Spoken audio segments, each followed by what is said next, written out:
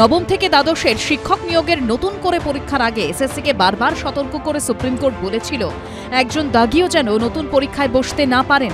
কিন্তু কমিশনের একাদশ দ্বাদশ শ্রেণীর ইন্টারভিউয়ের তালিকা প্রকাশের পরও ইন্টারভিউয়ের তালিকায় দাগিদের নাম থাকার অভিযোগ উঠল, জানিয়ে ফের মামলাও দায়ের হল কলকাতা হাইকোর্টে।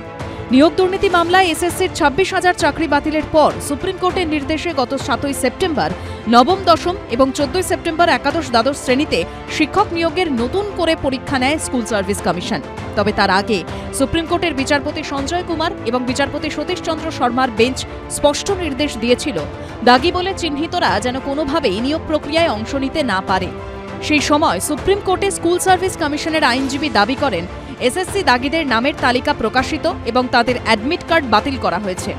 সম্প্রতি একাদশ দ্বাদশের শিক্ষক নিয়োগের পরীক্ষার ফল প্রকাশের পরে ইন্টারভিউয়ের তালিকা প্রকাশ করেছে স্কুল সার্ভিস কমিশন। এই অবস্থায় এদিন আদালতে মামলাকারীর আইনজীবী প্রশ্ন তোলেন সুপ্রিম কোর্টের নির্দেশের পরেও কিভাবে পরীক্ষায় বসলেন দাগিরা। এরপর মামলা গ্রহণ করেন বিচারপতি অমৃতা সিনহা।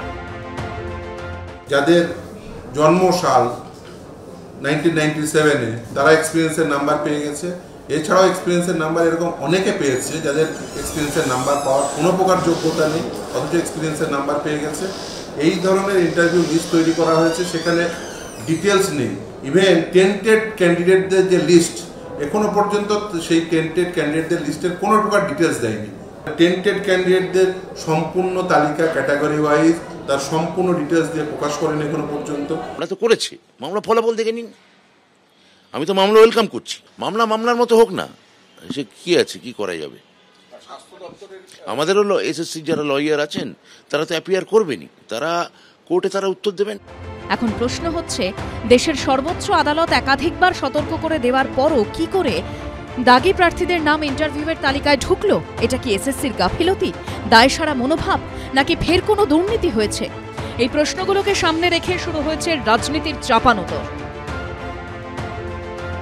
ইনার পলিসি হচ্ছে লাগলে কন্ট্রাকচুয়াল চাকরি দেব, এসসি এসটি হিন্দু ওবিসিদের বঞ্চিত করব এবং 10,000 8,000-এর বেতন দেব, 6 মাস অন্তর রিনিউয়াল করব, যাতে ভোট দেয় পার্টির মিছিলে যেতে বাধ্য হয়।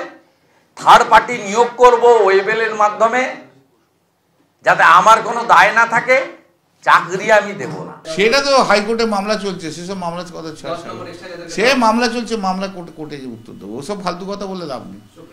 ও আছে সব পেন্ডিং, কিছু লোককে করে খেতে হবে তো, তাই জন্য ওসব করে যাচ্ছে, বলে যাচ্ছে। বুধবার হাইকোর্টে এই মামলার শুনানি হবে। সৌভিক মজুমদার, বিজেন্দ্র সিংহ ও উজ্জ্বল মুখোপাধ্যায়ের রিপোর্ট, এবিপি আনন্দ। একাদশ দ্বাদশে ইন্টারভিউয়ের জন্য নথি যাচাইয়ের তালিকায় দাগি প্রার্থী থাকার পাশাপাশি এসএসসির পরীক্ষায় শিক্ষকতার অভিজ্ঞতার জন্য 10 নম্বর দেওয়া নিয়েও অনিয়মের অভিযোগ উঠেছে, যা নিয়েও আদালতের দ্বারস্থ হয়েছেন কেউ কেউ। সোমবার হাইকোর্টে মামলা দায়ের করেছেন আংশিক সময়ের এক শিক্ষক। আদালতে তার দাবি, পার্ট টাইম শিক্ষকরা অভিজ্ঞতার জন্য কোনো নম্বর পাবেন না বলে আগেই জানিয়েছিল এসএসসি, কিন্তু অভিযোগ তার অনেক সহকর্মী যারা আংশিক সময়ের শিক্ষক, অথচ তাদের অভিজ্ঞতার জন্য 10 নম্বর দেওয়া হয়েছে। এই মামলা গ্রহণ করেছেন বিচারপতি অমৃতা সিনহা। সুপ্রিম কোর্টে এই 10 নম্বরের অভিজ্ঞতা নিয়ে অলরেডি কেস হয়েছিল এবং সেখানে বিরোধী পক্ষের উকিলরা এটা নিয়ে সওয়াল জবাব করেছিলেন এবং সুপ্রিম কোর্ট একদম স্পষ্টতই বলে দিয়েছে যে যেহেতু তাদের অভিজ্ঞতা রয়েছে তাই 10 নম্বর দিতে কোনো আপত্তি নেই এবং 10 নম্বর দিলে কোনো রকম ইনজাস্টিস হচ্ছে না। তো সেক্ষেত্রে সেই ভিত্তিতে 10 নম্বর দেওয়া হয়েছে। অপর এক মামলাকারীর আইনজীবী দাবি করেন স্বাস্থ্য দপ্তরে কর্মরত ব্যক্তিরা ও শিক্ষকতার অভিজ্ঞতার জন্য 10 নম্বর পেয়েছেন। তার প্রশ্ন, যে ব্যক্তির জন্ম 1997 সালে, তিনি কি করে অভিজ্ঞতার জন্য 10 নম্বর পেলেন?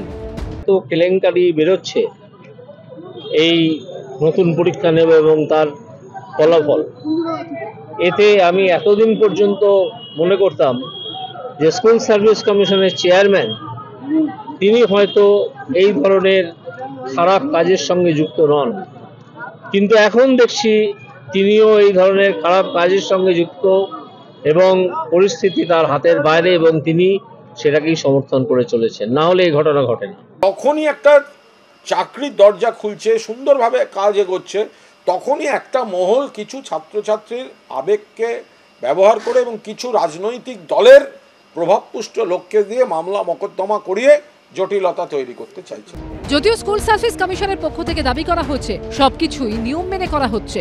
আমি তো মামলা ওয়েলকাম করছি, মামলা হোক না, ভেরিফিকেশন হবে, হয়তো কিন্ডারগার্টেনে চাকরি করেছে সেটাও হয়তো লিখে দিয়েছে, এক্সপিরিয়েন্স জানি না তো। এসএসসি সূত্রে খবর, একাদশ দ্বাদশের শূন্য পদ 12,445, 20,000 নামের তালিকা প্রকাশ করা হয়েছে, অর্থাৎ প্রতি 10টি শূন্য পদের জন্য ইন্টারভিউয়ে ডাক পাবেন 16 জন। বুধবার 2টি মামলারই শুনানি হবে। সৌভিক মজুমদার, কৃষ্ণেন্দু অধিকারী ও বিটন চক্রবর্তী রিপোর্ট, এবিপি আনন্দ।